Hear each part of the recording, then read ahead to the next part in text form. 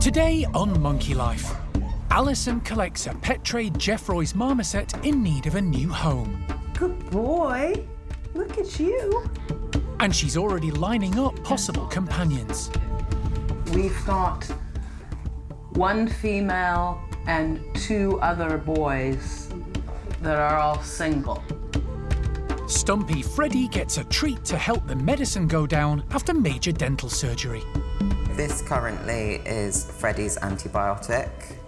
As you can see, he takes it well.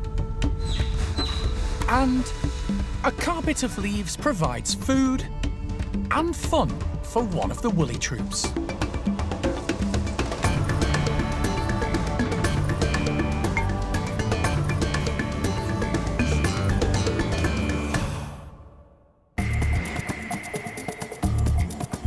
Monkey World in Dorset, buried deep in the English countryside, is the largest sanctuary of its kind on the planet. The team, led by Dr. Alison Cronin, rescue and rehabilitate abused and unwanted primates from all over the world. You just never know how it's going to work. The park provides a home for more than 250 primates from 24 different species.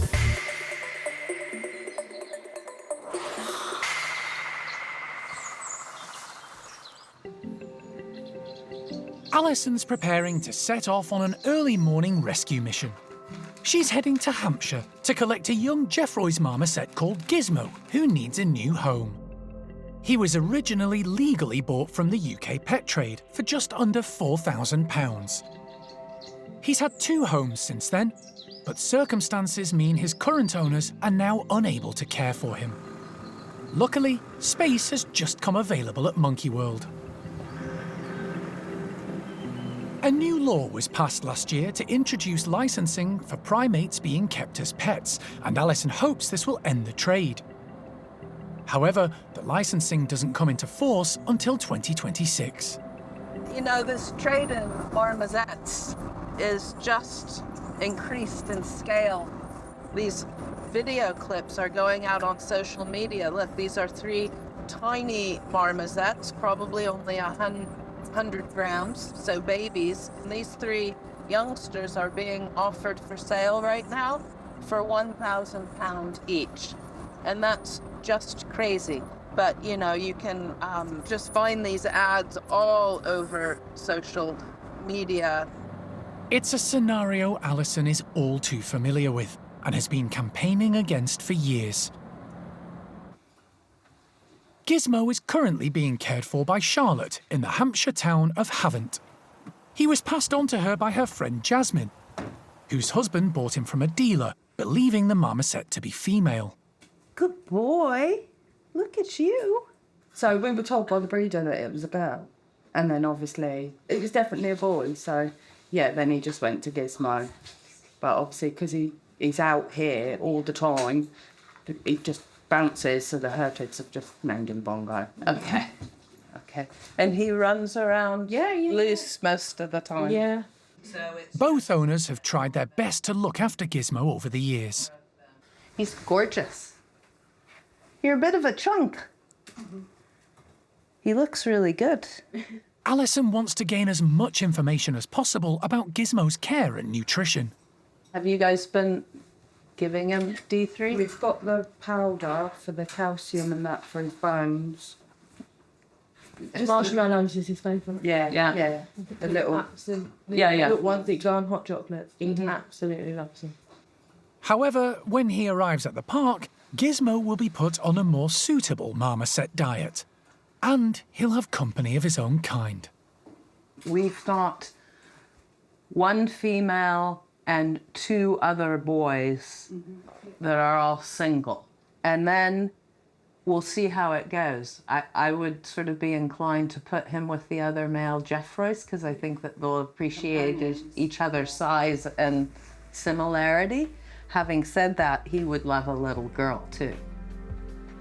Time to try and entice Gizmo into a travel box with some waxworms. You see that? I know. Look at how good. It's going right in here, right in the back. Gizmo's curiosity soon gets the better of him. I know. Come here, little man. Okay. Safe and secure, it's time for final goodbyes. Thank you for looking after and welcoming us. Thank you. Yeah, no, we really appreciate it, and thanks for getting in touch. Yes, sir. Before the short journey back to the park. Not far at all, only an hour and a half or so, so we should be able to get him settled in by lunchtime and let the ladies know that all's good. So, yeah, we'll sort of keep an eye on him, but I think he's okay.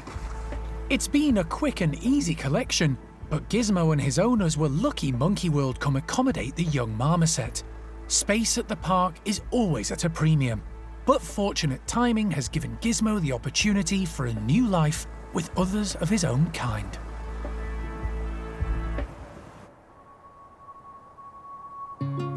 At the Capuchin complex, the primate care staff are putting together a puzzle they hope Winslow's troupe will be able to solve.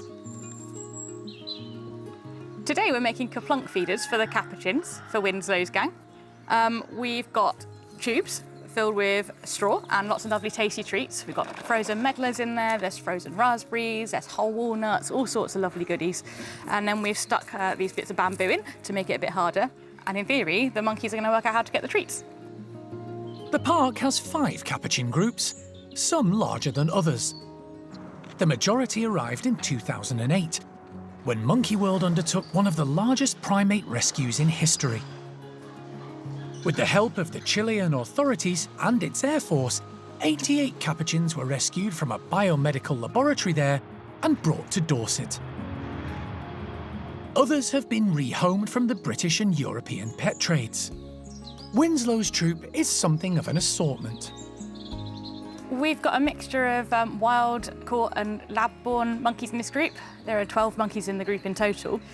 Within that, we've got some individuals that really, really like enrichment. We've got some individuals that really like climbing, so those ones that are hung up a bit higher are going to be better placed for people like Jane and Joanne and Debbie. Esther and Daisy absolutely love puzzles, but they're not the best climbers in the world, so perhaps they're better suited for the ones that are closer to the ground.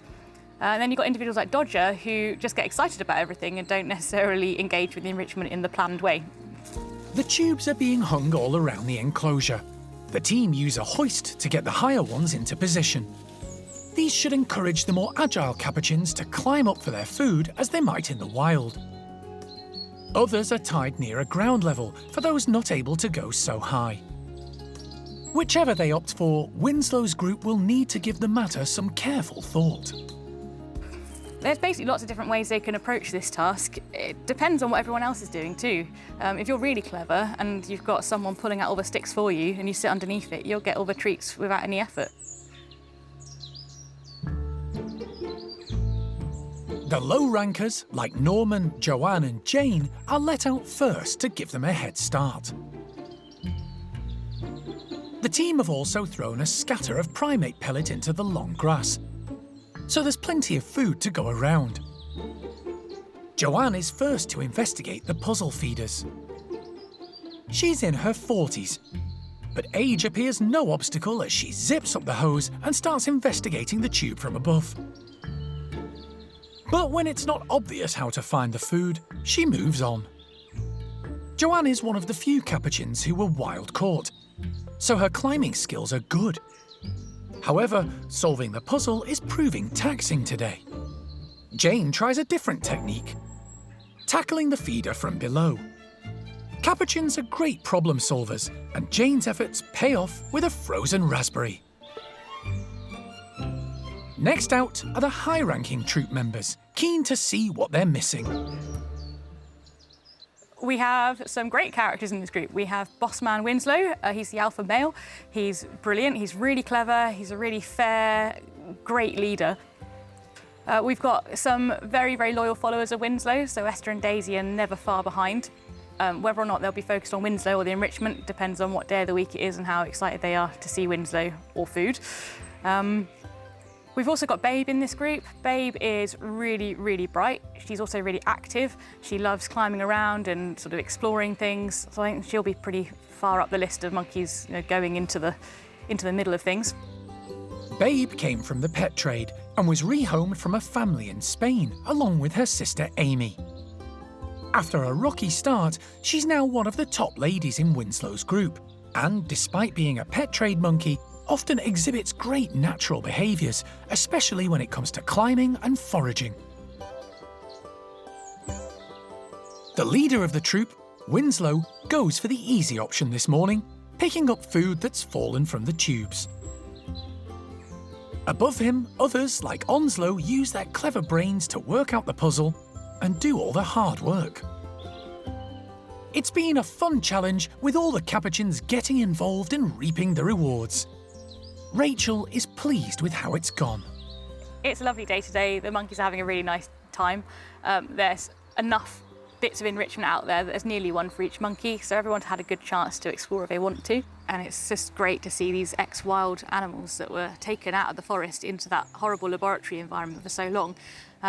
Despite everything they've been through, they come out and they're the ones that are climbing, they're the ones that are teaching the youngsters, exploring and getting the best treats out of it, and they just look so happy, and it's a real nice thing to see.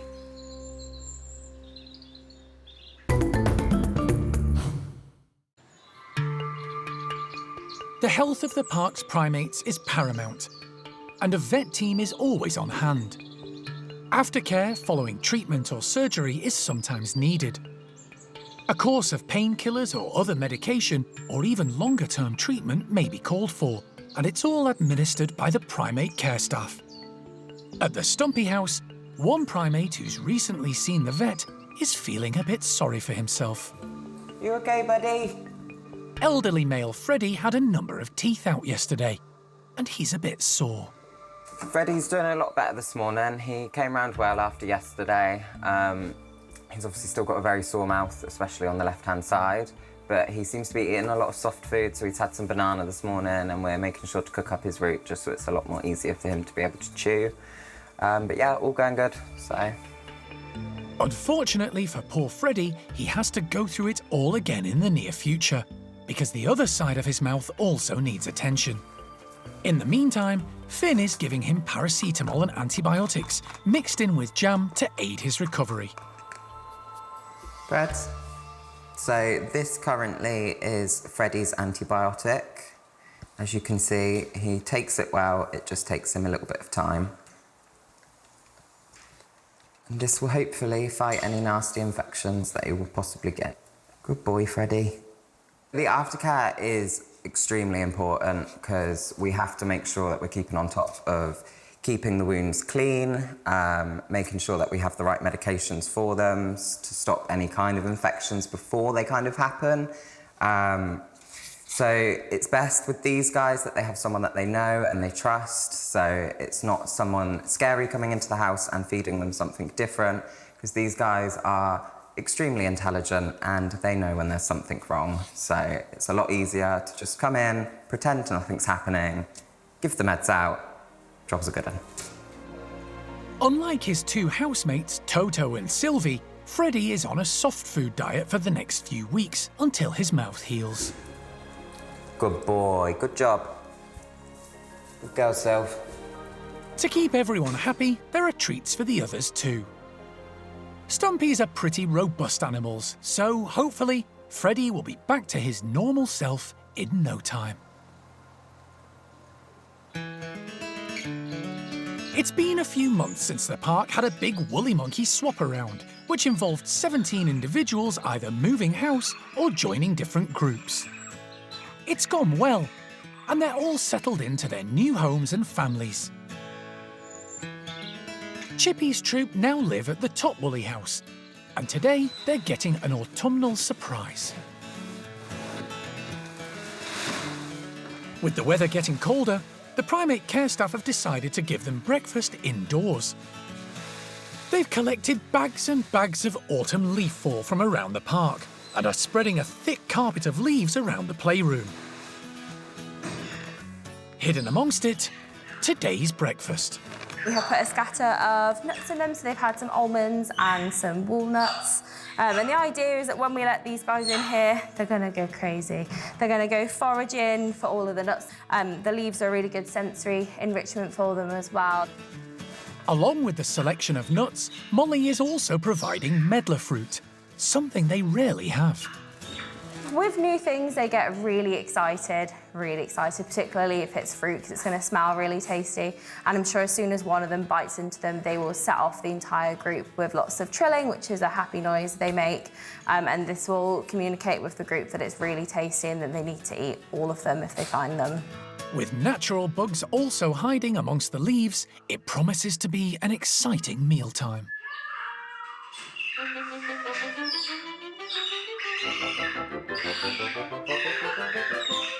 The group are let into the playroom and, as predicted, there's lots of happy trilling. And foraging begins at once. There are 7 woolies in the group, 5 females and 2 adult males, led by 24-year-old Chippy. He's the only member of this troop who wasn't born at the park. Ava is the dominant female. At 12 years old, she's already mum to daughters Catalina and the youngest in the troop, 2-year-old Xena. 2 more girls, Enya and Esme, and 11-year-old adult male Zavi, make up the 7. Today's enrichment is proving popular with all of them. At the park, vegetables make up the majority of the primates' diet, so the medlar fruit is something different and a real treat. The leaves encourage the woolies to forage and hunt for the food, and it's also something fun to keep them engaged. The vast amount of leaves slows them down, meaning they have to search for food as they might in their natural environment. And it gives the woolly monkeys a perfect opportunity to use their 5th limb. Woolly monkeys are one of 3 species that have a fully prehensile tail, so they can suspend their entire body weight just from their tails. So you will see a few of them using their tails and dipping down into the leaves. That's the purpose of it, so that in the wild, if there are any hard-to-reach foods, such as like in the dense bushes or just lower canopies of the trees, they'll use their tails to dive down and receive those. So you'll see some of them doing that, and you'll probably see the younger ones, such as Xena, just diving into the leaves, as it's a fun, playful game for them, just like it is with any other animal with a big pile of leaves. Delving into the leaves and searching for their food has kept the woolies busy, using their minds and bodies and socialising as they would in the wild. We've had every single individual inside at some point foraging through the leaves, chasing one another, throwing them up. Yeah, we've seen everyone having a great time, even Chippy, who's the dominant male of the group, who typically isn't always involved in enrichment or playing with the younger ones, but most definitely he was today. Once the youngsters have had their fill, it's time for a bit of fun. Enya and Xena enjoy a play fight, with the added safety net of a cushion of leaves if someone takes a tumble.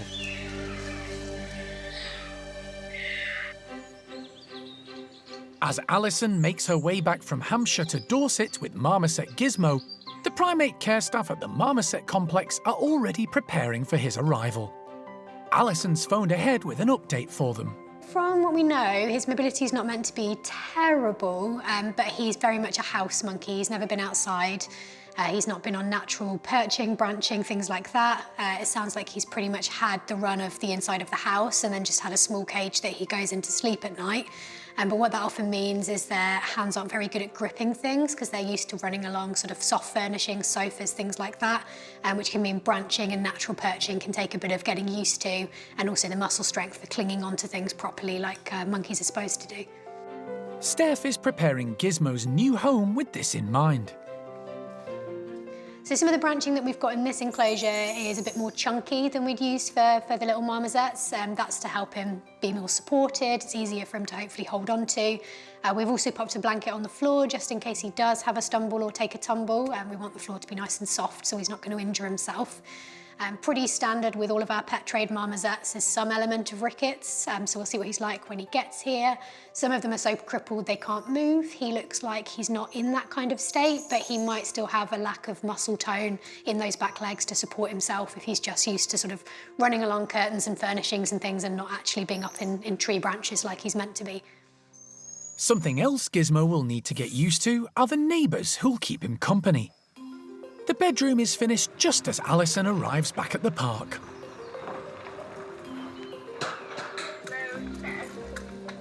The Jeffroy's marmoset is taken straight to his new home.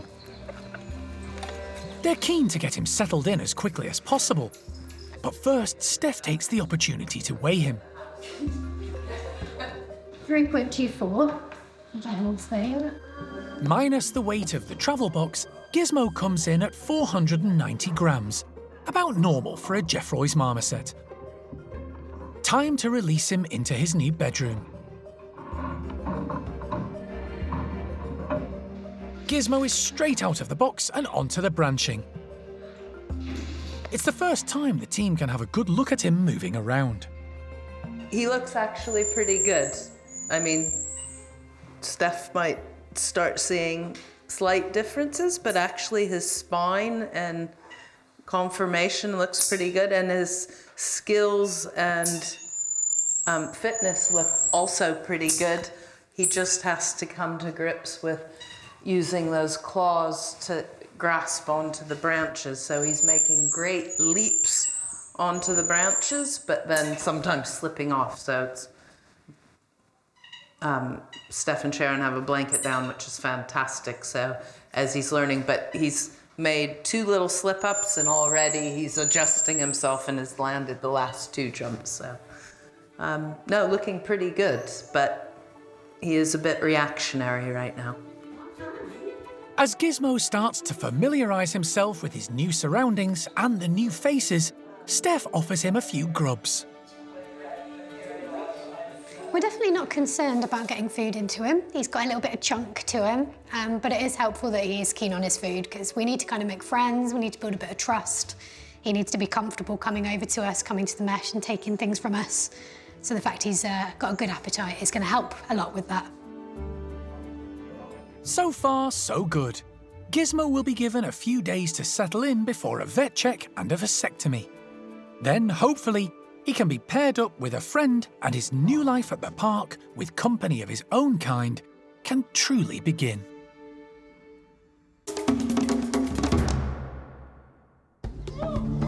Next time on Monkey Life. Primate care staff member Donna is in Spain to collect another rejected orangutan youngster, 11-month-old female Kiwi. We're definitely making progress, albeit slowly. Hey, good girl. And Marmoset Ruby is the only one of her family to tackle a grub-filled puzzle feeder and reaps her reward.